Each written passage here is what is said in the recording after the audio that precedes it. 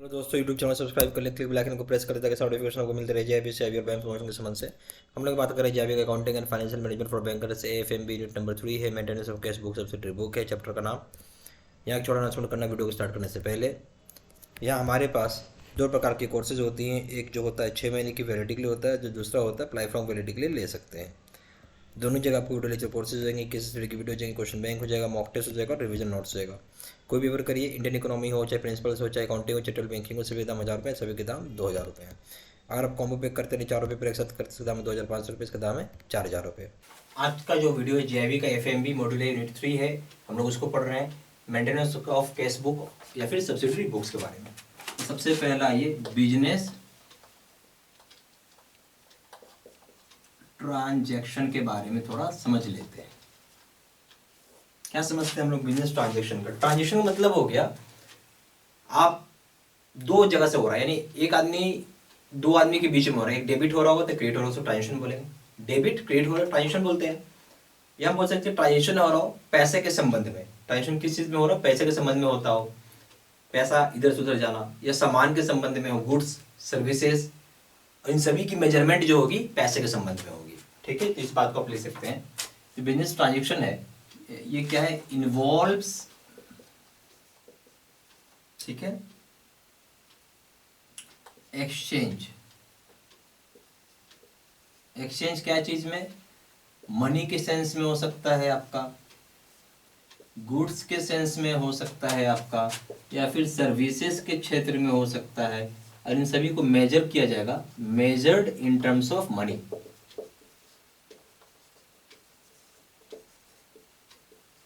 ठीक है, मेजर किस में करेंगे हम? पैसे के संबंध में मेजर करेंगे। ठीक है, अब आइए दूसरा पॉइंट, अकाउंटिंग। अकाउंटिंग से हम लोग क्या समझ पा रहे हैं यहाँ पे, वो समझते हैं हम लोग। अकाउंटिंग एक तरीके का सिस्टमैटिक रिकॉर्ड करना है ट्रांजैक्शंस का, जहां मकसद ये है कि हम फाइनेंशियल पोजीशन समझ सके उस कंपनी का। हम क्या काम कर रहे हैं यहाँ पे? दो काम कर रहे हैं कि हम सिस्टमैटिक रिकॉर्डिंग ऑफ ट्रांजैक्शंस कर रहे हैं। ठीक है, सिस्टमैटिक रिकॉर्डिंग ऑफ ट्रांजैक्शंस हो गया। ओके, दूसरा काम क्या कर रहे हैं हम लोग इसी में? हम लोग पता कर यहाँ पे फाइनेंशियल पोजीशन किसी कंपनी का या किसी का भी समझ सकते हैं।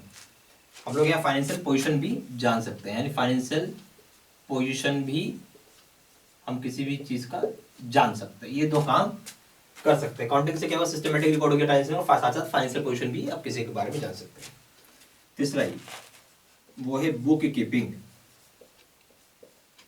तो बुक कीपिंग से आप क्या समझते हैं? तो बुक कीपिंग एक तरह का परमानेंट रिकॉर्ड है। क्या है बुक कीपिंग? क्या हो गया आपका? परमानेंट रिकॉर्ड करता है बिजनेस ट्रांजैक्शंस को, और ये दिखाता है कि आपकी वेल्थ में क्या इफेक्ट हुआ है। ठीक है, हम इसको क्या हो गया? परमानेंट रिकॉर्ड हो गया बिजनेस ट्रांजैक्शंस का,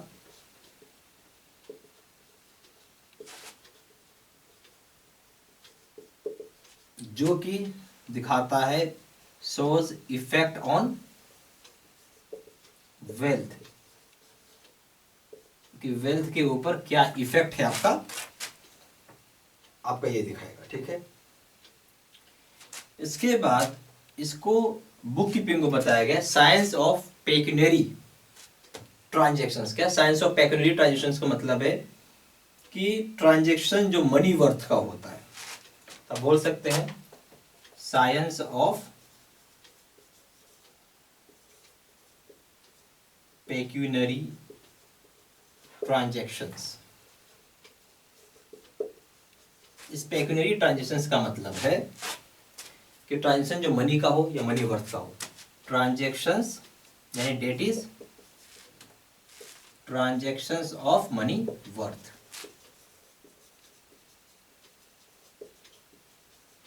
ठीक है, ये आप लिख सकते हैं ट्रांजैक्शंस ऑफ मनी वर्थ, या ट्रांजैक्शंस इन मनी लिख लीजिए। ठीक है, और या फिर आप बोल सकते हैं मनी वर्थ। ठीक है, ये सारा पॉइंट सब लिखते चलिए।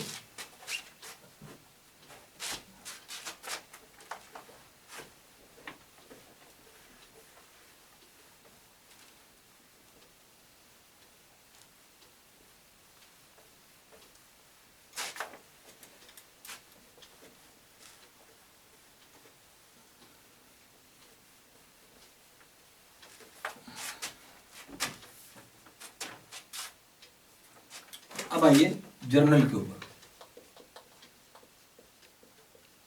जर्नल को हम क्या बोलते हैं? जर्नल का मतलब हो गया जहाँ सबसे पहली बार एंट्री किया हो गया हो, यानी फर्स्ट टाइम ट्रांजैक्शन हुआ, फर्स्ट टाइम जहां ट्रांजैक्शन की एंट्री हुई होगी, ठीक है। दूसरा क्या हो जाएगा? तो दूसरा हो जाएगा ओरिजिनल बुक ऑफ एंट्री बोलते हैं हम लोग इसको। फर्स्ट टाइम का मतलब हो गया original, original book of entry भी इसका नाम है। कोई अगर एग्जांपल पूछ लिया तो कैश बुक हो गया, ये इसका एग्जांपल हो गया, ठीक है। अब आइए हम कैश बुक पे चलते हैं और कैश बुक से हम लोग क्या क्या समझते हैं वो लिखेंगे।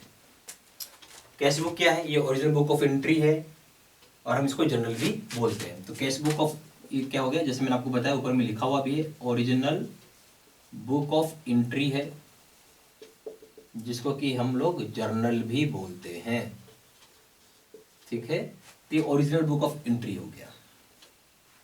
अब आइए कैश बुक बेसिकली रिकॉर्ड, इसका काम है सिर्फ और सिर्फ रिकॉर्ड करना सारा का सारा कैश का ट्रांजेक्शन। तो आप बोल सकते हैं कि रिकॉर्ड्स ऑल कैश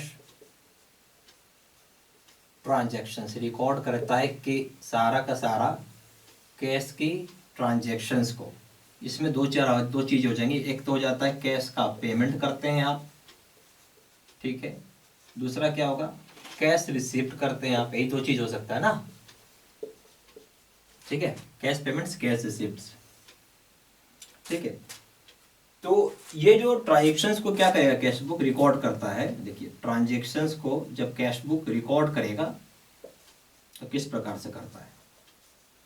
चाहे वो कैश पेमेंट हुआ हो तो उसको रिकॉर्ड कर देगा ये आपका क्रेडिट साइड में। कैश पेमेंट्स को वो क्रेडिट साइड पे रिकॉर्ड करता है, जबकि कैश रिसिप्ट्स को वो डेबिट साइड पे रिकॉर्ड करता है। ये ध्यान रखना है आपको, ठीक है।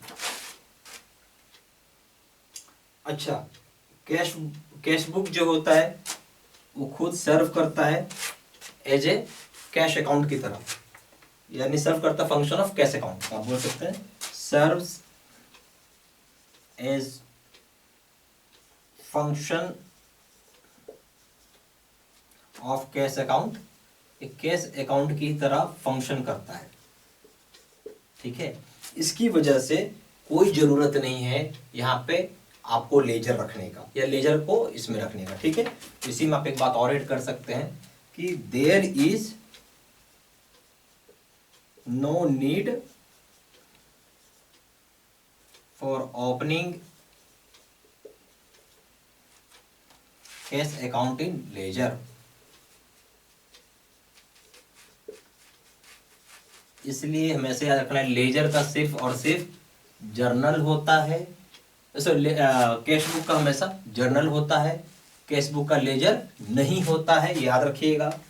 क्योंकि ये खुद ही फंक्शन कर रहा है कैश अकाउंट की तरह। क्या फंक्शन कर रहा है? खुद कैश अकाउंट है वो, इसकी वजह से कोई जरूरत ही नहीं है अकाउंट ओपन करने का, कैश अकाउंट ओपन करने का, यानी लेजर का रखने का जरूरत नहीं है, ठीक है। तो सारा पॉइंट्स प्लीज लिखते चलिए। यहाँ पे हमारे पास दो तरह की कोर्सेज होती हैं, एक 6 महीने की वैलिडिटी के लिए, दूसरा होता है लाइफ लॉन्ग वैलिडिटी के लिए। मर्जी जो चाहे वो कोर्स कर सकते हैं। दोनों जगह आपको वीडियो लेक्चर कोर्सेज होते हैं, केस स्टडी का वीडियो होता है, क्वेश्चन बैंक होता है, मॉक टेस्ट होता है, रिविजन नोट्स होता है। कोई भी प्रकार ये Indian economy principles accounting, detail banking सभी के दाम 1000 रुपये हैं, या सभी के दाम 2000 रुपये हैं। अगर आप कॉम्बो पे करते हैं 4 पेपर एक साथ करते हैं, इसका दाम है 2500 रुपये और इसका दाम है 4000 रुपये। ज़्यादा जानकारी के लिए फोन कर सकते हैं। फोन नंबर जाएगा 4 टाइम्स 968527, या फिर वेबसाइट पर जाकर डायरेक्टली ऑनलाइन ऑर्डर प्लेस कर सकते हैं। Website www.jbstudymail.com, email ID jcitsena123@gmail.com। ये सारा इन्फॉर्मेशन मैंने इसी वीडियो के डिस्क्रिप्शन बॉक्स में डाल दिया। Thank you very much.